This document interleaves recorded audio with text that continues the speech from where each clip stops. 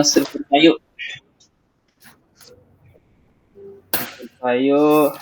Ada mahasiswa yang ngulang nggak ya semester lain?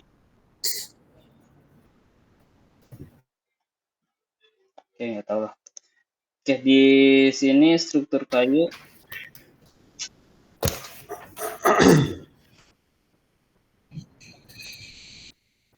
Di sini sih schedule-nya sampai jam 1 ya. Nanti kita coba padatkan ya kayaknya. Buat mata kuliah ini terlalu kepanjangan ya. Mungkin jam 12 juga udah cukup. Oke, di struktur kayu ini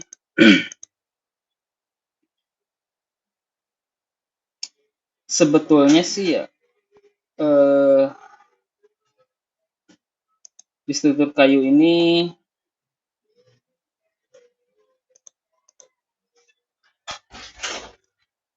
mata kuliah yang sudah saya usulkan dihapuskan sih ya. Gitu. Tapi dari kehendak dekan tidak memperbolehkan ya. Terus saya udah, Pak ini seharusnya udah nggak ada, soalnya nggak relevan ya. Tapi karena tuntutan kurikulum ini tidak bisa dihapuskan. Oke, dan terpaksa harus kita kita jalankan. Ini struktur kayu ini secara umum kita akan belajar menghitung sebuah struktur bangunan menggunakan kayu, dan secara metode saya sama seperti mata kuliah yang lain. Nanti ada materi, ada kuis,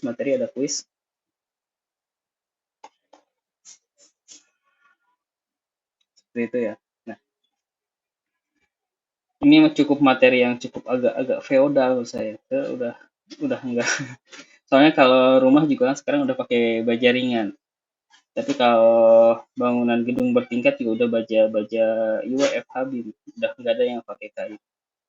Cuman kayu digunakan untuk sekarang ini untuk kepentingan arsitektural gitu.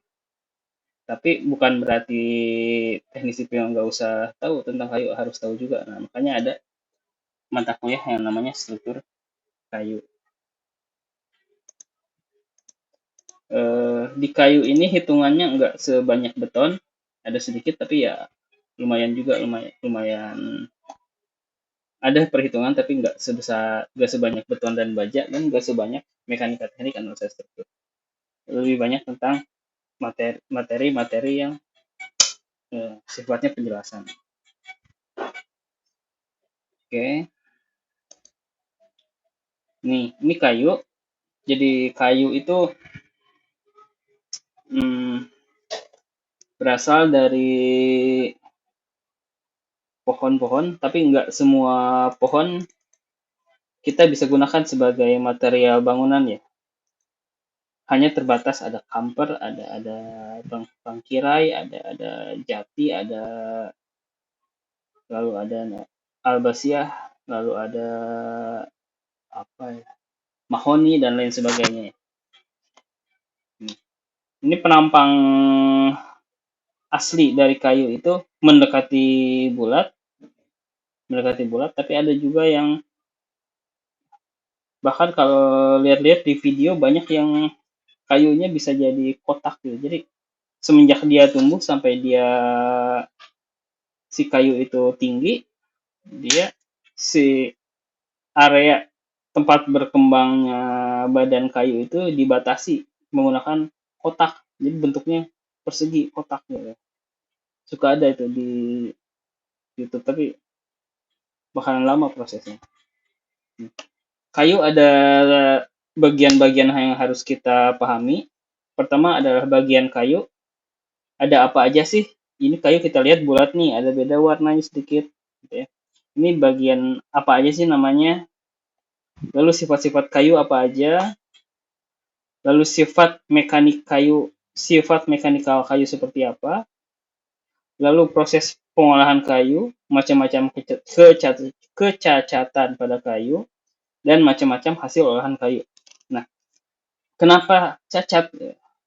karena kayu itu adalah bahan alam, bukan bahan dari pabrik. Nah, makanya kayu itu suka ada cacat-cacat sedikit.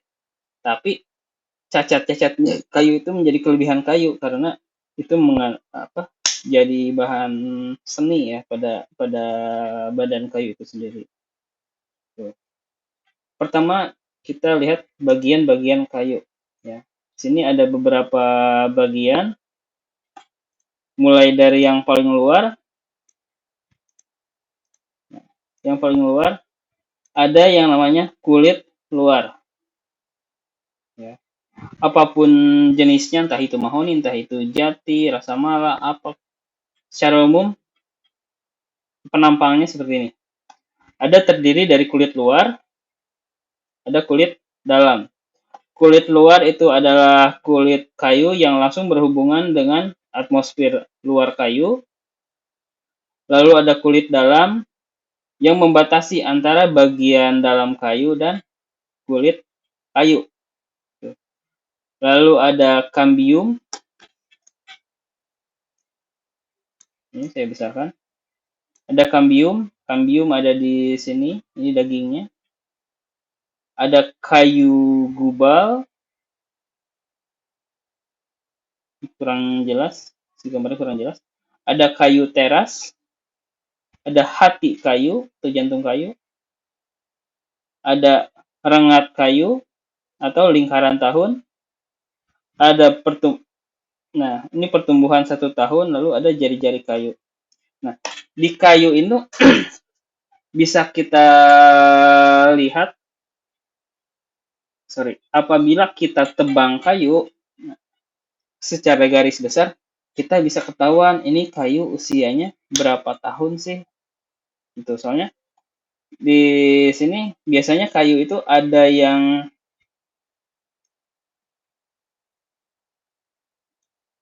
Nah, ini pertumbuhan 1 tahun kayu. Jadi ada di daging kayunya itu ada yang tebal, ada yang tipis. Tebal, tipis, tebal, tipis. Jadi enggak simetris seperti ini. Biasanya tebal, tipis, tebal, tipis. Nah, tebalnya itu menunjukkan bahwa dia mengalami musim hujan, dan tipisnya itu jadi si apa namanya ya. Nah, lingkaran tahun ini apabila ada tebal dan tipis, satu paket itu menunjukkan 1 tahun. Karena di Indonesia itu 2 musim, ada musim kemarau dan musim hujan. Ketika musim hujan dia lebih tebal, dan ketika musim hujan dia pertumbuhan kayunya semakin ketika musim kemarau dia tipis. Jadi di sini tuh menunjukkan 1 tahun ya. Ada lingkar tahunnya di sini. Jadi banyaknya lingkar kayu menunjukkan usia itu kayu. Nah, ini. Nah, seperti ini nih. Nah, si daging kayu itu terdiri dari kayu itu kan makhluk hidup ya, terus berkembang, terus berkembang.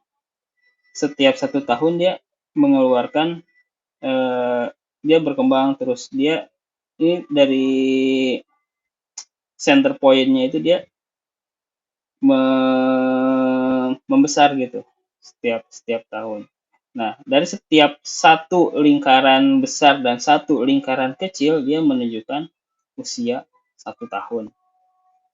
Jadi kalau misalkan mahoni usianya 8 tahun. Nah, di sini akan menunjukkan 8 garis. Nah, ini kita lihat ada 1 garis. Saya buatkan di sini. Ini ada 1 garis.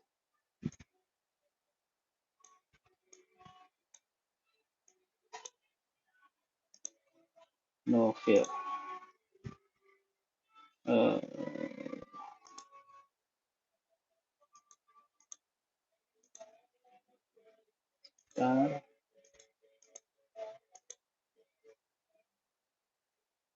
Save format.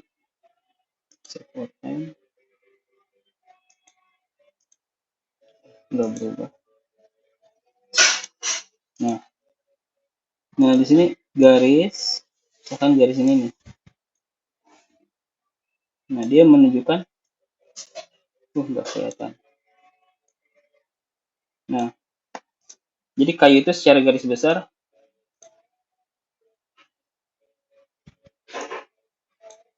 membentuk garis tahun. Nah, di sini di antara garis tahun ini ada yang terdiri garis tebal dan garis tipis. Misalkan di sini ada garis lagi.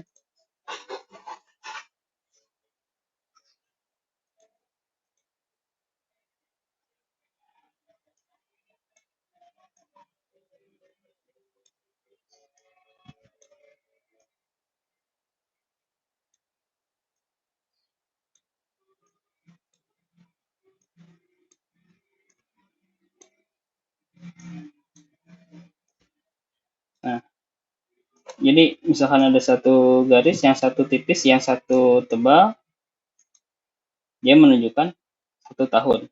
Jadi untuk mengetahui berapa sih umur itu kayu, ya tinggal dihitung. Ini berapa sih garis garis ini garis tahunnya itu kayu. Kalau jati karena usianya panjang bisa 20 tahun, bisa 15 tahun. Nah, berarti dia si garisnya itu semakin semakin kecil semakin tipis gitu. Dan jumlah garisnya juga semakin banyak untuk kayu jati. Oke. Lalu fungsi dari bagian kayu itu apa? Ini ya, dijelaskan di sini. Nah, pertama kulit luar. Nah, kulit luar berguna untuk melindungi kayu terhadap serangan luar, yaitu cuaca, serangga, jamur, dan lainnya. Lalu ada kulit dalam, lebih bersifat hidup dan tipis. Kalau kulit luar dia udah kasar. Ini kasar. Lalu ada kulit dalam, hidup dan tipis sebagai jalan zat yang mengandung gizi dari akar ke daun. Lalu ada kambium, merupakan jaringan tipis dan bening. Jika umur pohon semakin tua, kambium ke arah luar membentuk kulit baru ke arah dalam membentuk gubal baru.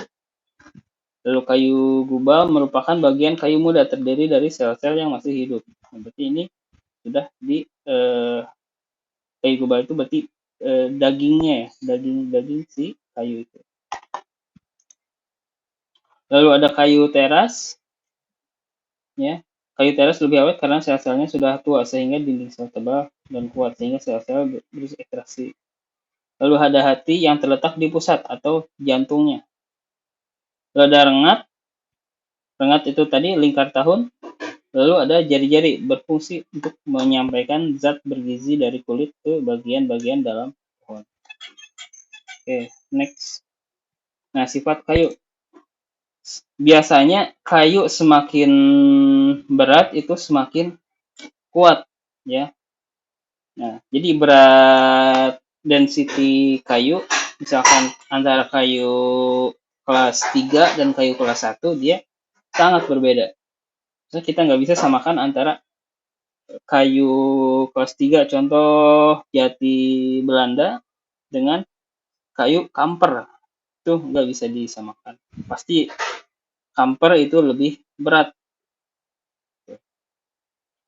Lalu warna. Nah, biasanya warna itu semakin gelap, itu kayu biasanya dia semakin kuat. Kita lihat kayu antara jati Belanda dan jati biasa, dia kalau jati Belanda agak keputih-putihan, sementara jati biasa itu gelap. Gitu. Lalu ada hygroscope. Ya, jadi kayu memiliki sifat kelembaban kayu yang berpengaruh terhadap kembang susut kayu. Lalu next, sifat-sifat fisik kayu, tekstur kayu. Nah, ini lebihnya kayu itu dia mempunyai tekstur. Jadi ada untuk keperluan interior, eksterior, untuk kebutuhan interior, furnitur. Nah, kayu itu memiliki kelebihan dibanding material aluminium, baja, dan lain-lain. Jadi orang menyukai kayu sebagai furnitur. Ya, jadi ada yang teksturnya kasar, ada sedang, ada teksturnya kasar. Lalu ada kepadatan kayu, perbandingan antara berat kering oven dan volume sepotong kayu. Oke, lalu sifat kembang susut. Nah, kayu mengembang ketika menyerap air dan menyusut ketika kadar air berkurang. Nah, ini si kayu itu dia eh, apabila mengalami kembang susut terlalu sering, dia menyebabkan umur rencana kayu itu dia semakin turun. Ya. Jadi kayu itu bisa awet kalau misalnya dia disimpan di air, ya udah terus-terusan di air, jangan diangkat-angkat, dia akan lebih kuat. Oke. Lalu apabila dia ditaruh di darat, gak usah kena air ya kuat juga. Tapi jangan gunakan kayu untuk eh, dua keadaan sekaligus, keadaan basah dan keadaan kering. Nah, itu menyebabkan kembang susut kayu yang akhirnya si kayu itu dia umurnya semakin pendek. Oke, next. Ini sifat mekanik kayu. Nah, kita sudah mulai agak mekanikal. Kayu ini dia lebihnya dibanding baja dan beton, ya. Kalau baja dia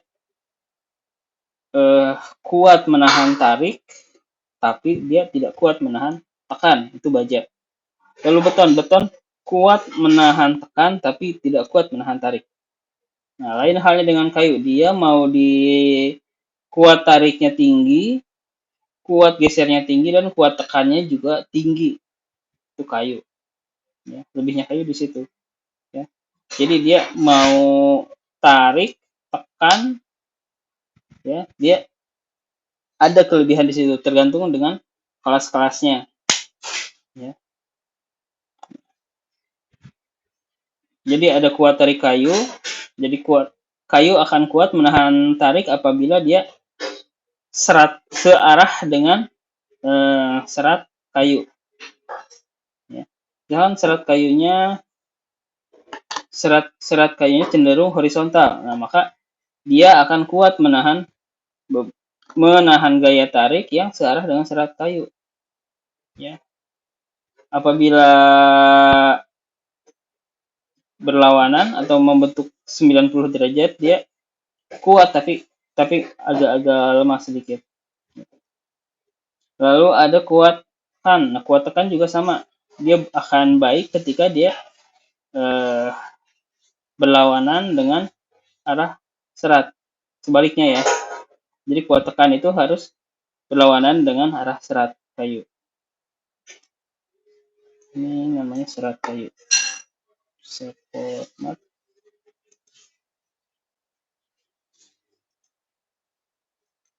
Nah, ada serat kayu.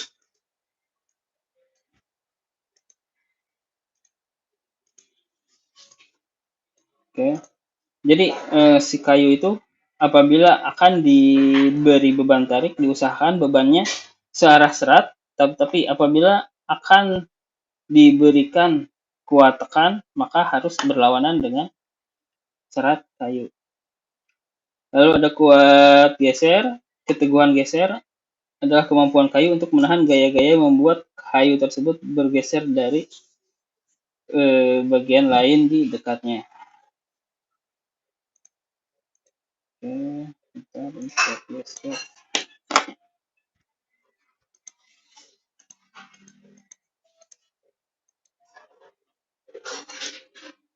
Geser. Oke. Lalu ada juga bahaya apabila diberikan gaya tekan yang searah dengan serat kayu, nah maka kayu juga berpotensi mengalami tekuk. Gitu. Sama halnya dengan baja. Tapi kayu ini lebih cenderung sifatnya mendekati baja. Jadi gaya tekannya cenderung sedikit, tapi gaya tariknya dia lebih banyak. Ini kayu. Oke, next. Nah, kuat lentur ya. Kuat lentur, keteguhan. Kuat lentur adalah keteguhan dalam menahan gaya-gaya yang berusaha melengkungkan kayu untuk menahan bebannya. Jadi kayu itu ada kelas-kelasnya, nanti saya jelaskan ada kelas 1, 2, 3. Lalu ada kelas A, B, C, D. Kalau dulu kelasnya 1, 2, 3, 4, kalau sekarang A, B, C, D kalau nggak salah. Nanti saya jelaskan ada tercantum di SNI 2013. Lalu kekakuan adalah kemampuan kayu untuk menahan perubahan bentuk atau lengkungan. Nah, kekakuan tersebut dinyatakan dalam modulus elastisitas. Apa sih modulus elastisitas? Ya. Nanti modulus elastisitas ini nanti akan kita bahas di analisa struktur. Nih, angkanya beda-beda ini. Lalu keuletan, yaitu kemampuan kayu untuk menyerap sejumlah tenaga yang relatif besar atau tahan terhadap kejutan-kejutan atau tegangan-tegangan yang berulang melampaui batas proporsionalnya, sehingga mengakibatkan perubahan bentuk pada kayu secara permanen. Lalu ada kekerasan kayu, itu kemampuan kayu untuk menahan gaya yang membuat tekukan atau lekukan bersama-sama dengan keuletan kekerasan. Dan kekerasan merupakan suatu ukuran tentang ketahanan terhadap pengawasan kayu. Lalu kuat belah kayu, yaitu kemampuan kayu menahan gaya yang berusaha membelah kayu. Jadi kayu itu ada istilahnya memotong, ada istilahnya membelah.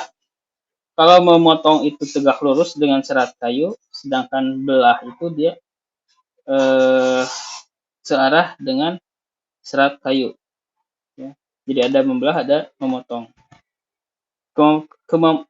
Kuat belah kayu yaitu kemampuan kayu untuk menahan gaya-gaya yang berusaha untuk membelah kayu. Nah, sifat keteguhan belah yang rendah sangat baik dalam pembuatan sirap dan kayu bakar.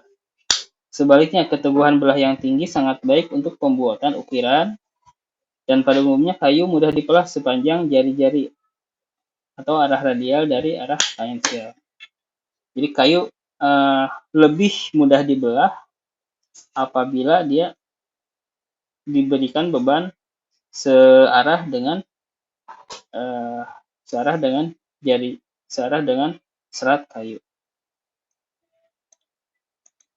Oke, nah ini cacat kayu. Karena kayu ini bahan alam, banyak faktor yang mempengaruhinya, entah itu dari hama, dari binatang-binatang, atau dari bakteri. Nah, maka kayu ini mengalami beberapa cacat. Pertama adalah cacat dalam pembentukan batang, lalu cacat pengaruh dari luar, dan cacat dalam pembentukan anatomis. Nah, sekarang cacatnya apa aja? Nah, ini dalam pembentukan batang. Oke. Nih. Dalam sebuah konstruksi, semua pasti menginginkan batang yang lurus tanpa adanya cacat. Nah, ini adalah batang yang sangat ideal untuk pekerjaan konstruksi. Lalu ada juga batang yang membengkok. Dia enggak lurus. Lalu ada juga batang bengkok puntir, menghasilkan kayu yang sedikit dan mudah melengkung. Ya. Jadi kayunya membentuk huruf S. Jadi kayu itu treatmentnya agak susah ya, karena dia bukan material fabrikasi, jadi susah. Kita ingin menghasilkan bentuk yang sempurna itu susah. Tidak seperti halnya baja ya, karena itu fabrikasi, kita bisa order bentuknya seperti apa, panjangnya seperti apa. Nah, kayu ini sangat terbatas, Pak. Makanya dia ada yang bengkok, ada yang lurus, ya, ada juga yang membentuk trapesium, itu batang kerucut terpancung, menunjukkan bahwa mutu kayu dan serat-serat tidak sejajar. Ya. Nah, lalu ada juga batang yang bercabang. Ini kenapa bisa bercabang? Karena seratnya dia tidak teratur. Bisa jadi pas motongnya dia lurus, tapi karena ada serat lalu ada mata kayu pada ujungnya dan akhirnya copot si mata kayunya, dia menghasilkan kayunya yang bercabang. Nah, makanya kayu ini dia semakin ke sini dia semakin dihindari untuk membuat sebuah konstruksi bangunan. Yang orang cenderung lebih menggunakan material-material yang fabrikasi. Nah, makanya sekarang kayu itu kebanyakan untuk keperluan-keperluan furnitur, keperluan arsitektur, dan lain sebagainya. Ini cacat karena pembentukan batang. Lalu ada juga cacat pada belah kayu. Ya. Nah, jadi karena kayu ini bukan fabrikasi, dia cacat-cacatnya juga banyak. Bisa tadi memanjang, lalu bisa jadi pada bagian penampangnya. Penampangnya ada retakan. Nah, retak ini diakibatkan oleh penyimpanan batang kayu yang tidak terlindung dari sinar matahari. Ya, karena kayu Anda simpan dalam waktu yang lama di luar terpapar matahari yang sangat lama, maka memungkinkan hama masuk pada celah-celah kayu dan akhirnya dia membuat keretakan pada dinding-dinding kayu. Nah, lalu ada juga cacat pada inti kayu atau jantung itu kayu itu sendiri. Ya. Nah, kayu ini sudah tidak dapat dipakai lagi apabila cacatnya ada di tengah-tengah atau di jantung kayu. Lalu ada juga retak angin atau penebangan, ya, yaitu retak yang diakibatkan oleh si pohon itu kena angin atau kena tebang, dia mengakibatkan retak di tengah-tengah batang kayu. Nah, ini dihindari juga. Lalu yang terakhir ada retak akibat ulah manusia atau paku, peluru, pengukiran kulit, burung pelatuk, dan lain sebagainya. Jadi kayunya itu dia terlubangi dari luar, ya, bisa jadi oleh paku, peluru pemburu, dan pengukiran kulit. Ya, kalau ini masih bisa dimanfaatkan karena si lukanya itu hanya ada di kulit.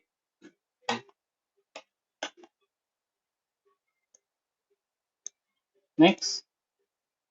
Nah, kecacatan pada kayu lagi. Ini cacat dalam pembentukan anatomis. Ya. Nah, jarak rengat berbeda keras. Kayu ini menyusut tidak teratur dan mudah pecah. Sini ya. Kita lihat lingkar tahunnya dia nggak jelas. Biasanya ada yang pendek, tebal, pendek, tebal, pendek, tebal. Ini nggak teratur. Ya, agak teratur. Berarti dia memang si kayu itu cacat dari lahir. Ini sangat berbeda. Si jarak lingkar tahunnya dia nggak simetris. Ya. Dia nggak simetris. Ini efeknya adalah si kayu ini mudah menyusut dan mudah pecah. Lalu ada juga batang memilin. Artinya dia memilin itu kayak berputar ya, kayak tali tambang. Ya. Kayak tali tambang, dia agak melintir. Ya. Karena menyusut hingga berbentuk menjadi baling-baling. Lalu next, ini ada mata kayu. Nah, mata kayu dibedakan mata kayu sehat, lepas, dan busuk. Di kayu juga ada mata kayunya. Hati-hati, kadang misalkan papan ada mata kayunya. Ini mata kayunya rawan copot. Bisa jadi lepas si mata kayu, jadi bolong itu si papan. Dia menyulitkan dalam pekerjaan. Oke, next. Sekarang olehan kayu. Nah, ini Untuk kayu batang itu sebetulnya sekarang udah agak susah ya, udah agak susah. Ada sih yang jual, ada sih kita bisa require, tapi harganya juga udah nggak masuk akal. Nah, makanya untuk menutupi kebutuhan kayu, ya, menutupi demand-nya selalu ada. Nah, tapi supply-nya yang kurang. Nah, itu yang menyebabkan kayu itu sekarang sangat mahal. Nih, ini makanya ada si kayu itu menghasilkan olahan-olahan kayu, ya. Terdiri dari kayu itu bukan olahan berarti. Terdiri dari plywood kita sebut dengan atau kita sebut dengan multiplex atau triplex.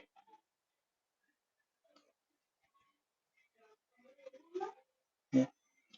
Plywood atau multiplex atau triplex. Lalu ada juga particle board.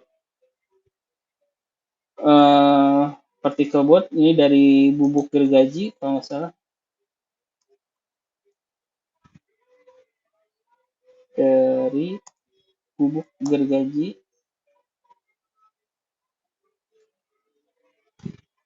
Lalu ada medium density fiberboard atau MDF.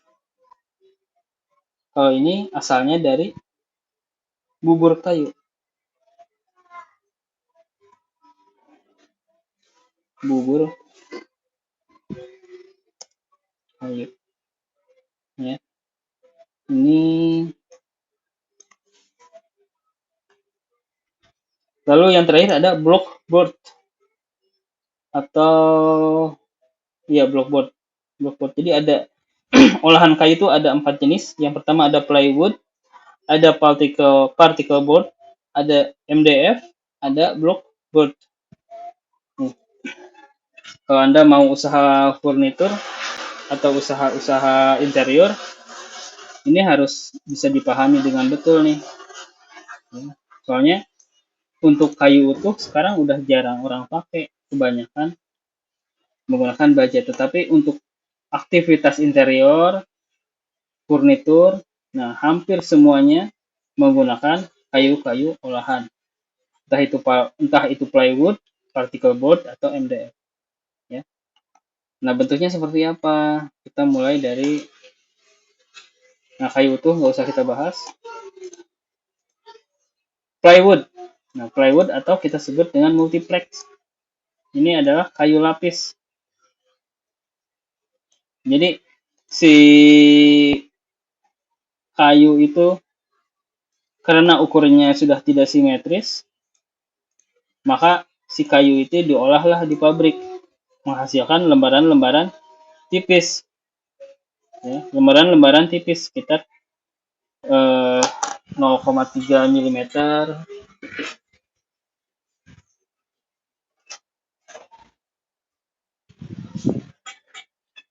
Lalu si lembaran-lembaran tipis itu dia dipadatkan atau dilem sehingga menghasilkan kayu lapis. Nah, ini kita sebut dengan plywood atau multiplex. Ya, jadi lembaran-lembaran tipis si kayu itu yang tadinya gelondongan masuk pabrik lalu dikupas menggunakan mesin. Nah, seandainya sudah berubah dari batangan menjadi lembaran, maka dia direkatkan antar satu sama lain sehingga menghasilkan ketebalan tertentu. Ya.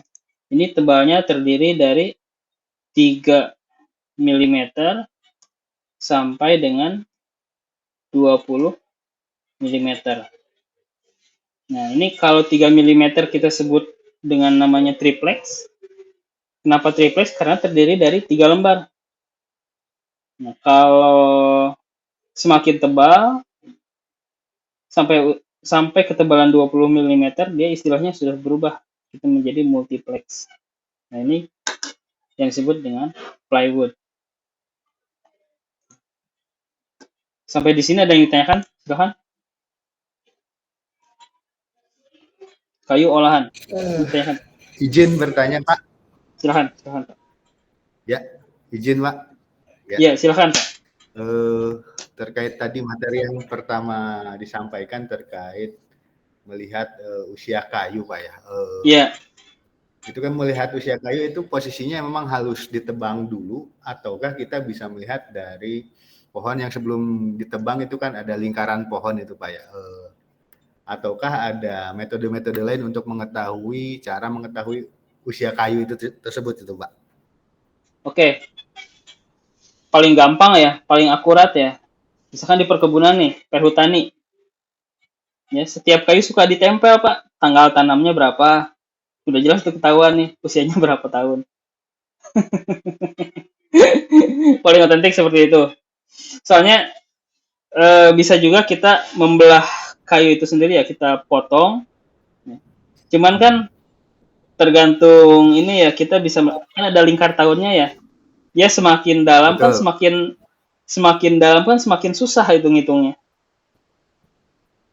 Itu. Ya.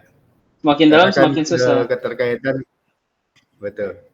Keterkaitan kalau di pekerjaan kita kan sering ada berbenturan Pak terkait misalkan pohon-pohon existing yang harus dipertahankan namun tidak bisa dipertahankan, dan itu memang secara aturan Pemda, apalagi pohon yang ditanam oleh Pemda kan itu ada aturannya sendiri Pak ya. Betul, betul. Usia pohon berapa tahun, dan itu jika kena terimbas ke pembangunan itu dikenakan biaya atau diganti. Kalau berdasarkan undang-undang 1:10 Pak ya, penebangan Betul. 1 diganti dengan 10 pohon. Itu. Betul Pak. Itu di tempat saya juga ada Pak. Di tempat saya juga ada Pak. Padahal area udah punya kita sendiri ya. Udah kepemilikannya udah atas nama sendiri, atas nama perusahaan. Di dalam area itu ada pohon. Ya usianya mungkin sekitar 30 tahun. Giliran kita mau tebang juga kita nggak boleh. Padahal itu tanah punya kita. Betul ya, terbentur dengan peraturan kalau kita udah ada pembangunan namun di area cagar budaya, area taman yang dipertahankan oleh Pemda gitu Pak. Itu sering berbenturan di situ Pak, dan lumayan memakan biaya yang cukup besar. Iya, biayanya cukup besar Pak. Kalau di Jakarta sudah, kalau nggak salah 1 pohon 30 juta Pak. Kalau nggak salah ya. Betul Pak. Betul. Itu. Itu yang saya menjadi pengen tahu tuh menganalisanya seperti apa gitu. Apakah perlu memang dipotong dulu baru lihat kita serat-serat yang tadi disampaikan, atau kita bisa memotong sebagian, misalkan pohon itu kan memang ada bagian-bagiannya Pak ya, ada batang utama, ada ranting, ya, gitu. Apakah kita bisa potong dari ranting, di situ kelihatan diameter lingkaran tahunnya atau tidak kan gitu. Itu belum kita coba sih Pak. Atau mungkin Pak Tri sudah ada pengalaman di sana gitu Pak.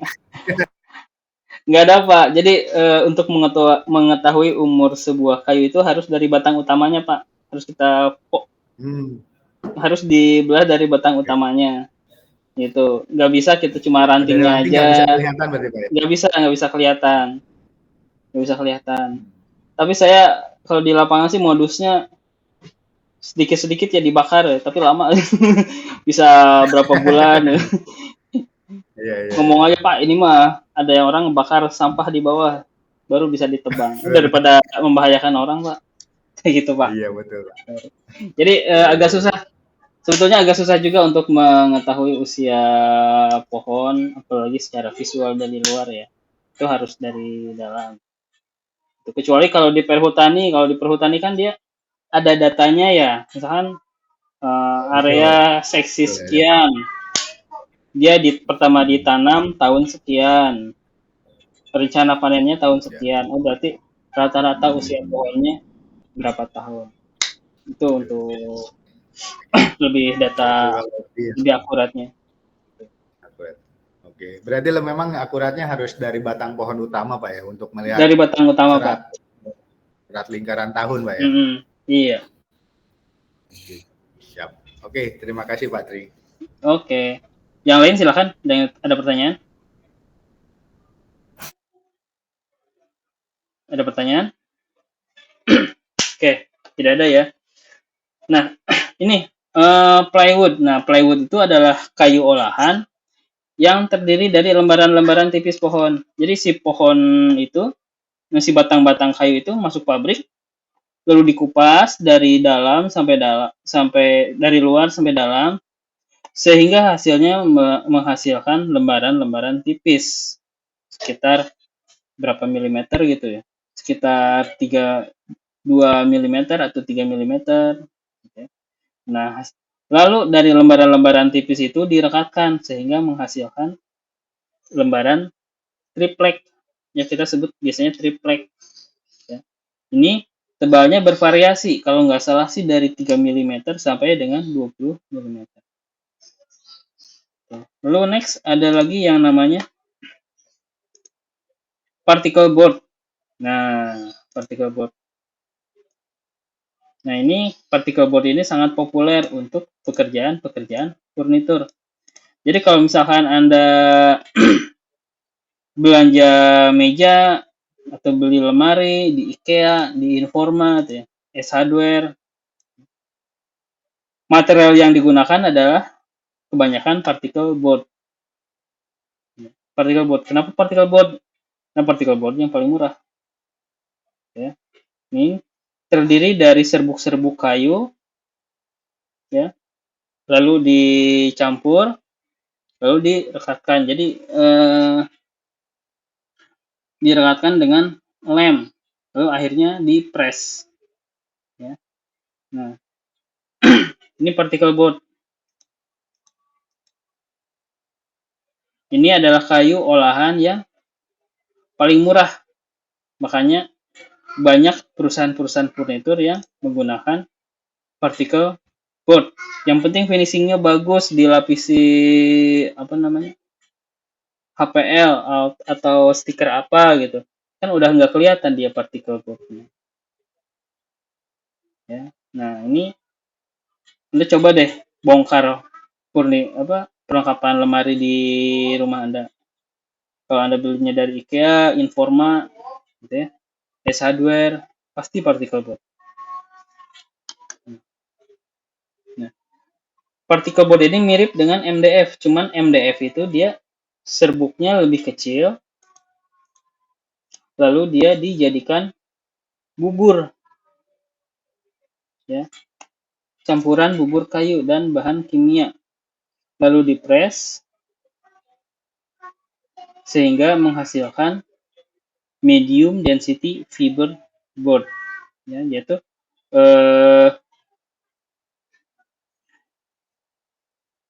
kayu olahan, ya, yang tahan terhadap kelembaban tinggi. Sorry, kayu tidak tahan terhadap air atau kelembaban. Untuk daerah yang kelembabannya tinggi sebaiknya tidak menggunakan MDF. Ini dua kayu olahan ini yang sangat banyak digunakan untuk pekerjaan furnitur. Ya. Kenapa Pak nggak kayu solid, nggak bener-bener kayu yang papan gitu? Udah nggak ada Pak, udah susah kita nyari-nyari papan atau kayu jati untuk bahan furnitur. Ada, ya, tapi harganya sangat tinggi dan cenderung untuk keperluan ekspor. Jadi kalau untuk keperluan dalam negeri malah lebih banyak particle board. Lalu ada yang terakhir namanya block board. Block board. Nah, block board ini ya ini sedikit lebih nggak terlalu artifisial banget, nggak dari bubuk banget. Jadi si kayu-kayu solid tadi dipotong membentuk sebuah papan yang kecil, mungkin hanya 15 cm, 10 cm. Lalu akhirnya direkatkan, lalu setelah direkatkan, pada bagian luarnya baru dilapisi dengan triplek. Sehingga si permukaannya rata dan kayu-kayu yang 10 cm, 15 cm itu sudah tidak terlihat. Kenapa sih bisa ada kayu olahan seperti ini ya?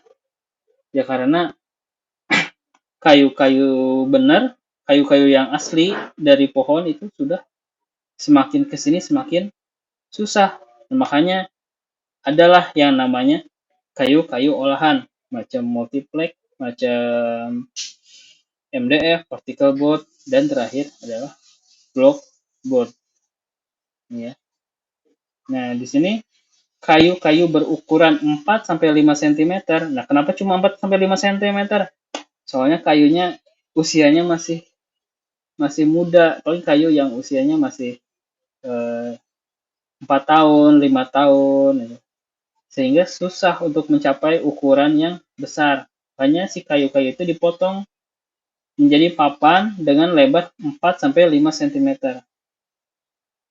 Lalu dipadatkan, dilem, lalu dilapisi dengan triplek.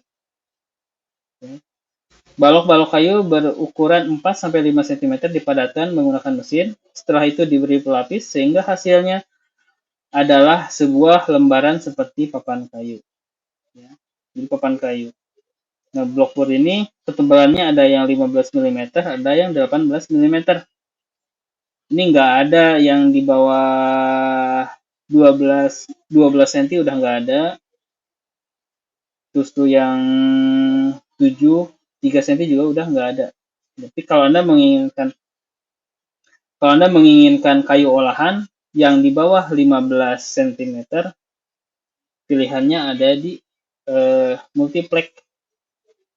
Sama si particle board sama MDF juga ketebalannya tinggi, bisa 15 sampai 18 mm.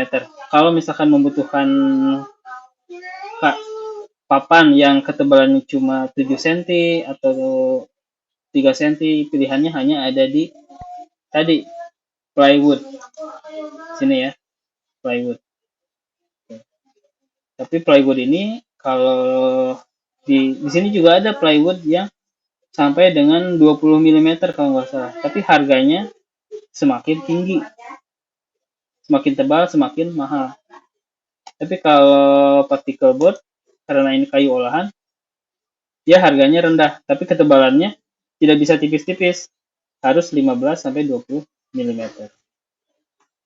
Sama blockboard juga ketebalannya 15 sampai 20 mm. Dia nggak bisa tipis-tipis. Lalu next, Pak, kayu itu di bidang teknik sipilan itu jadi apa? Ya, bukan berarti nggak ada, ya, tapi untuk membuat sebuah hunian murni dari kayu, zaman sekarang itu memerlukan biaya yang berkali-kali lipat dibanding menggunakan beton dan baja. Ya. Tapi nilai artistiknya memang lebih tinggi. Ini ya, contoh-contoh rumah dengan kayu. Ya. Ini pasti harganya sudah berkali-kali lipat dibanding beton. Ini rumah kayu. Lalu selain rumah ada apa lagi? Ada jembatan kayu. Ya. Ini kayunya juga harus kayu yang bermutu tinggi. Ini ada jembatan lengkung dari kayu, lalu jembatan gantung kayu, lalu ada beberapa jembatan. Biasanya plat lantai jembatan dari kayu ada. Lalu next ada juga yang digunakan untuk kusen. Ya, kalau 10 tahun yang lalu atau 5 tahun yang lalu kusen-kusen masih menggunakan kayu, tapi kan kalau zaman sekarang kan kebanyakan sudah menggunakan aluminium. Malah zaman sekarang yang menggunakan kusen kayu adalah rumah-rumah mewah. Ya. Rumah-rumah mewah malah sekarang cenderungnya balik lagi ke kayu. Tapi kalau rumah-rumah yang menengah ke sederhana sekarang sudah menggunakan aluminium. Dulu sebaliknya, 10 atau 15 tahun yang lalu rumah mewah yang menggunakan material fabrikasi. Justru sekarang kebalikannya, justru menengah ke atas lah yang menggunakan material dari alam. Lalu next, nah paling sederhana dan paling sering, kalau rumah Anda dibuat tahun 90, Nah pasti kuda-kudanya masih menggunakan kayu karena material-material baja ringan belum ada ya. Ini menggunakan kayu. Ini namanya kuda-kuda atap. Nah, biasanya kalau rumah-rumah di tahun 90-an, 80-an dia masih menggunakan kayu. Karena pada saat itu harga kayu belum terlalu tinggi dan material baja masih belum familiar. Makanya pada tahun-tahun tersebut dia masih menggunakan kayu. Oke, ada yang ditanyakan sampai sini? Izin, Pak. Silakan, Pak. Ya, ini kan memang pembahasan terkait kayu, Pak. Yang tadi disampaikan pada slide 18 untuk posisi bangunan menggunakan struktur kayu keseluruhan, Pak ya. Iya. Nah, di Indonesia sekarang ini kan memang sering terjadi gempa, Pak ya. Iya. Nah, apakah masih masuk persyaratan atau cara menanggulanginya gimana untuk posisi bangunan hunian kayu agar aman dari posisi bencana gempa gitu, Pak. Itu kan kalau secara kita lihat posisinya ringkih ya, Pak. Kalau lihat kita bandingkan dengan bangunan struktur ataupun baja kan gitu, Pak. Itu aja sih. Memang secara nilai artistik memang lebih bagus dari bagus lah, nilai itu artistiknya tinggi. Hanya memang secara lifetime atau kekuatan bangunan itu sendiri kan itu, Pak. Itu kalau kayu kan memang mempunyai usia, Pak ya. Ada usia yang bukannya kan itu, Pak. Nah, mengingat sekarang di Indonesia ini kan sering terjadi gempa itu, Pak. Mungkin zaman dulu di Indonesia masih banyak rumah-rumah kayu karena mungkin teknologi juga belum semaju sekarang. Nah, itu gimana, Pak, seperti itu, Pak? Oke, Pak Eri. Coba main-main ke Cianjur ya, Cugenang ya. Itu banyak saudara di sana. Justru, Pak, Cianjur Selatan, Pak. Iya, yang kemarin gempa itu di Cianjur ya, Cugenang. Kebetulan saya banyak saudara di Cianjur Selatan betul. Di dekat-dekat Cipanas.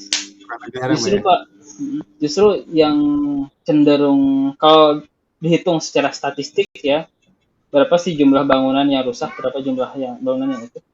Justru yang rumahnya bilik, yang dari kayu, cenderung lebih kuat, Pak. Oh gitu, Pak ya? Iya. Secara statistik secara ini. Kalau kita hitung statistik ya dari misalnya 1.000 rumah, berapa sih yang rusak, berapa sih yang rusak ringan? Justru yang kayu cenderung lebih kuat. Ya kenapa? Karena kayu itu elastis, Pak. Pertama elastis. Oh, ada lenturnya, Pak ya, lentur, Pak ya. Kedua, berat sendirinya yang tidak seberat beton. Ya, berat sendiri tidak seberat beton. Lalu yang ketiga, jarang ada bangunan kayu yang bertingkat. Betul. Ya, jadi mungkin ya leluhur kita dulu kan kita lihat banyak ya di daerah Sunda itu kan rumahnya panggung. Joglo ya, Pak, sistem joglo. Terus tuh lantainya pakai papan. Semuanya bangunan kayu gitu kan. Mungkin ya mereka bikin kayak gitu juga bukan tanpa alasan, Pak. Mungkin karena rawan gempa atau rawan binatang liar. Ya. Nah, dari bilik, paling cuma dari bilik ya. Kenapa dari bilik enggak dari apa? Bisa jadi batal. Ada warisan-warisan karena untuk menghasilkan budaya kan butuh waktu yang ratusan tahun ya, Pak. Betul. Ada gunung meletus lah, ada gempa bumi, sehingga mereka membuat warisan dari mereka adalah bangunan-bangunannya cukup dari kayu, cukup dari dindingnya cuma bilik, gitu. Gitu. Kendala sekarang kita ini untuk kayu ini kan memang sekarang banyaknya olahan, Pak ya, tidak murni seperti zaman dulu kan gitu. Nah itu mungkin ada pengaruhnya juga ya untuk zaman sekarang kalau kondisi bangunan dari kayu kan itu, Pak. Oke, betul. Jadi untuk kayu untuk bisa jadi sebuah sorry, dari pohon untuk menjadi sebuah kayu yang siap pakai itu waktunya sangat lama, Pak. Bisa sampai Betul. 8 sampai 15 tahun ya, Pak ya, untuk kelas 2 ya, Hmm, mahoni, terus juga iya, angker gitu ya, gitu. Jadi kan sementara pertumbuhan penduduk kan semakin cepat ya, Pak ya, makin cepat. pesat betul, Pak. Nah, kita kalau semuanya kalau tidak ada teknologi ya tentu susah. Susah antara supply dan demand Mengimbanginya malah susah. mengimbangi demand-nya itu yang susah. Makanya keluarlah yang namanya fabrikasi kayu olahan. Makanya keluarlah yang namanya kayak tadi MDF, ada particle board gitu ya. Bapak kalau lihat di film-film di Hollywood gitu ya, di Amerika, malah mereka masih menggunakan kayu, Pak. Betul, Pak. Kalau di Amerika kebanyakan Nah, rumah kayu tuh. malahan Di samping hangat kebanyakan gitu kan kayu. estetiknya lebih bagus. Ya, tadi hangat, kartus tuh. Ternyata kayu itu lebih banyak di mereka, bukannya di kita. Hmm, iya betul. Begitu, Iya, Pak. iya, iya, iya. Nah, makanya di Indonesia ini semakin ke sini, kalau dulu kita ingat ya sekitar 80-90-an, semakin bahan itu fabrikasi, maka usernya itu dia semakin menengah ke atas, semakin mewah, semakin mahal gitu, gitu. Hmm, Tapi iya, sekarang malah kebalikannya, semakin dia kembali ke alam, malah biaya yang dibutuhkan semakin tinggi. betul, Pak. Gitu. Gitu. Oke, Nah, oke. tadi menjawab pertanyaan Pak untuk tahan gempa dan lain sebagainya. Nah, makanya ada mata kuliah teknik gempa. Oh, Oke, iya, iya, iya. memang Siap. Nanti memang nyambungnya di gimana, Pak ya? mm, memang kalau kita lihat di aplikasi untuk menghitung struktur gempa kan panjang ya Pak ya. Ada respons Betul, spektrum, Pak. ada standar gempa. Itu memang kalau saya buka di sub atau di etaps nggak ada opsi kayu. Ada nggak opsi kayu? Perasaan nggak ada deh Pak. Iya, Gitu. Makanya di SK SNI gempa itu lebih mention tentang bangunan beton dan baja. Karena kalau beton dan baja kan berarti untuk bangunan-bangunan tinggi ya di atas 2 lantai.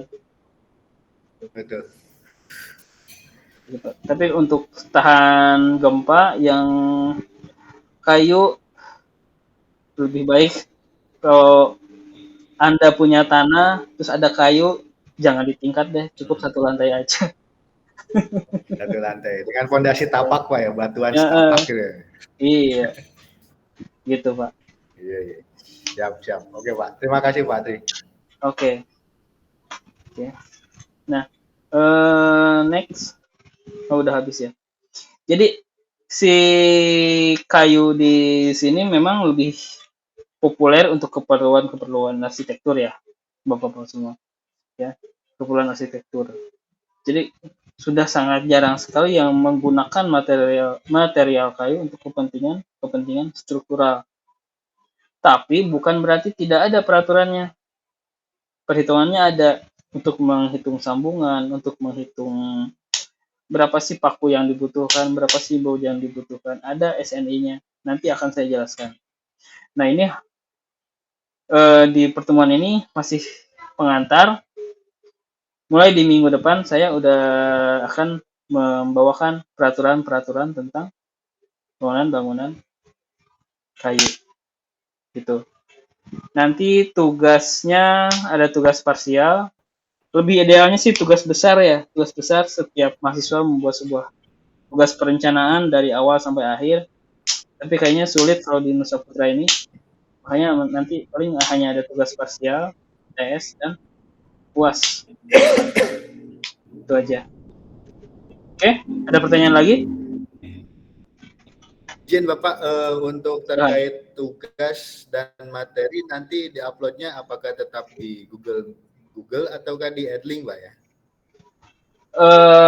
Enaknya di Google Classroom tuh Pak, misalkan saya upload di hari Jumat ya.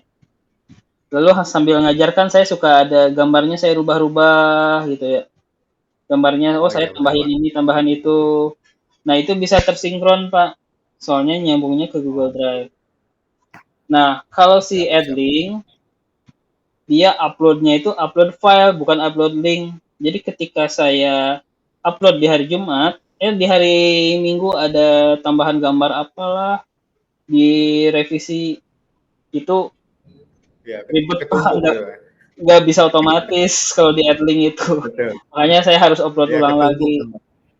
Makanya di Adlink saya upload materi hanya bersifat sebagai syarat untuk kampus gitu. Soalnya kesibukan saya di luar agak lumayan Pak, jadi saya harus sebisa mungkin memanfaatkan teknologi yang ada. Gitu. Siap. Sama Pak, kita juga Nah, berkutat dengan ya kayak kayak ujian menggunakan sumo. Jadi kan sumo itu saya harus ngecek satu mahasiswa per soal kayak gitu Pak. Waktu saya nggak ada, ya, makanya setiap ujian saya gunakan classroom lagi. Karena pengennya saya, ya saya lagi di bis apalagi di mana tinggal buka laptop, sinkron ke Google Drive bisa saya buka semua tugas-tugasnya. Gitu, nggak perlu buka itulah, ngecek satu-satu, sangat menyulitkan ya. Gitu. Saya harus cari shortcutnya kalau ada biar yang lebih simpel, kenapa memudahkan. harus ribet kan ya Pak? Maaf gimana? Halo? Kalau ada yang lebih simpel, kenapa harus yang susah kan Iya, itu Pak? iya. Gitu maksud saya. Siap Oke Pak. ya, Oke kalau berarti kita tidak, nanti lebih aktif di Google Pak ya. iya nanti saya aktifnya di Google Classroom Pak. Nanti saya upload materi, lalu link setiap pertemuan saya record ya Pak ya. Nanti saya kalau bisa Siap, siap. bisa saya upload di YouTube dan saya upload, nanti linknya saya share di Google Classroom juga. Gitu Pak. Siap. Baik Pak. Siap. Oke ya, kalau tidak ada Oke Pak. pertanyaan, saya rasa cukup. Maaf saya tidak bisa menggunakan full sampai jam 1. Tadi dari jam 8 sampai 10.30 gitu ya. Karena headset saya juga baterai ya harus di-charge terus. Lalu juga lumayan Pak, ngomong terus juga kan haus. Dua mata kuliah sehari Pak. Ya, saya 3 Pak. Ini hari ini full dari jam 8 sampai jam 4 sore. Kalau saya tidak ngebagi-bagi, ya kering Pak tenggorokan Ya saya Pak. betul Pak. Betul. Nah, Pak. Oke. Terima Nah, kasih atas waktunya Pak, meluangkan waktu untuk memberikan kuliah pada kami Pak. oke. Oke, saya rasa cukup dari saya. Atas perhatiannya saya ucapkan terima kasih. Untuk schedule minggu depan saya revisi jadi 8.30. Nanti selesainya sekitar jam kayak tadi lah 9.30 apa jam, supaya waktunya bisa kita manfaatkan untuk yang lain. Oke, saya rasa cukup Baik dari Pak. saya. Saya ucapkan terima kasih. Assalamualaikum warahmatullahi wabarakatuh. Waalaikumsalam warahmatullahi wabarakatuh. Udah beres.